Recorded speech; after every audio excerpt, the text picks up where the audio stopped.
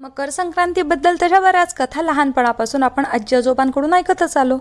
पण त्यामध्ये आणखीन एक कथा आहे, ती बऱ्याच जणांना माहिती नाही. तुम्हाला माहिती का, शरशय्येवर 58 दिवस प्राण धरून राहणारे भीष्माचार्य. त्यांची कथा अशी की उत्तरायण पर्वाची वाट पाहणाऱ्या भीष्म पितामहांनी उत्तरायण चालू झाल्यानंतरच देहत्याग करणे पसंत केले होते.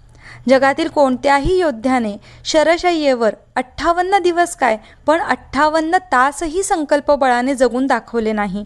ते काम भीष्म पितामहांनी करून दाखवले होते.